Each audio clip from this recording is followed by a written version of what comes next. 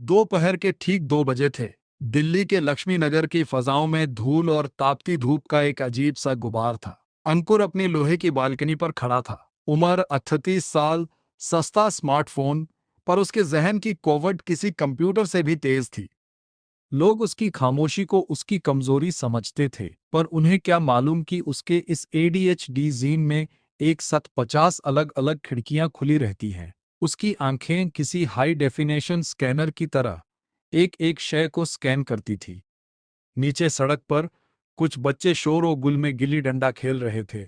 एक लड़के ने पूरी क्वाद से डंडे से गिल्ली पर वार किया और गिल्ली हवा में दायरे बनाती हुई सामने खादी एक पुरानी काली एसयूवी गाड़ी के टायर से जोर से टकराई। थक उस एक खुश्क आवाज ने अंकुर के शावर के अंदर 2 साल पुराने एक संगीन गुनाह का पुराना पन्ना खोल दिया। गिल्ली जिस टायर से टकराई थी उस पर एक अजीब सा हल्का सा तिरछा कटिंग मार्क था। अंकुर की फोटोग्राफिक मेमोरी ने तुरंत 20 अगस्त 2024 की वो भयानक तूफानी रात रिकॉल की।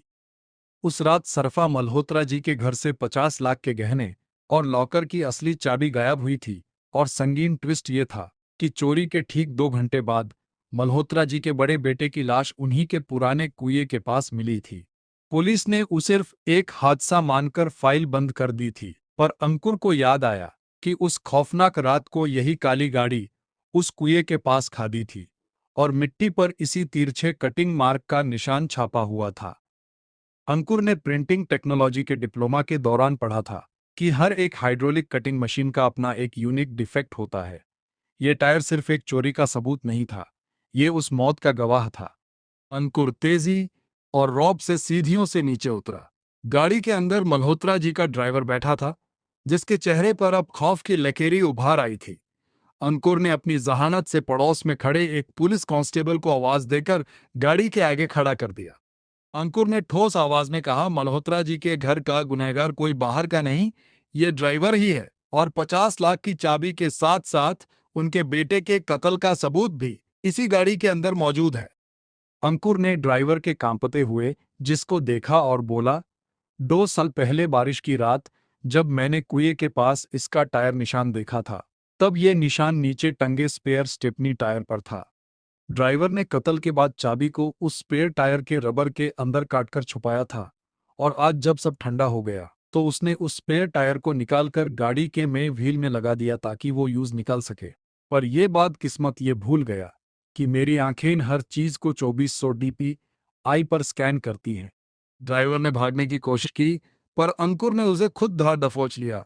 जब स्पेयर टायर को खोला गया तो उसके अंदर से लॉकर की चाबी के साथ साथ मृतक बेटे की खून से सानी हुई घड़ी भी बरामद हो गई।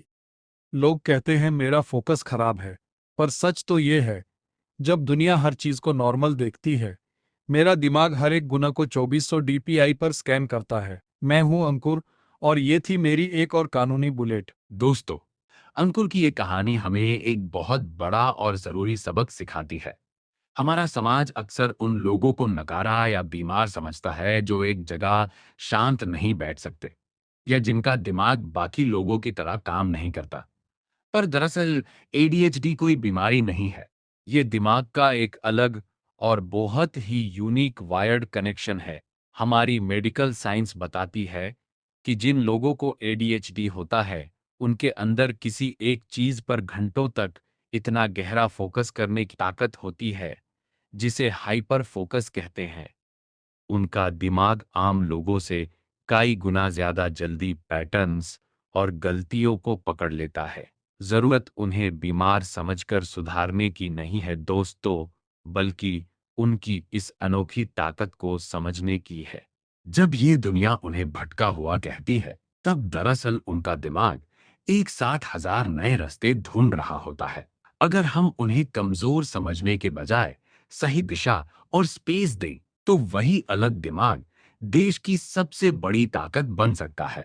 हमें अपनी सोच को 2400 डीपीआई पर स्कैन करके बदलना होगा। हर एक अंकुर के पास समाज को बदलने की अपनी एक कानूनी बुलेट है। अगर आपको अंकुर का ये पहला केस और हमारी ये कोशिश पसंद आई, तो चैनल को सब्सक्राइब जरूर करें। अगला केस जल्दी ही शुरू होगा। Stay tune for the next adventure of ADHD ventures of Ankur. तब तक के लिए अपना ख्याल रखें।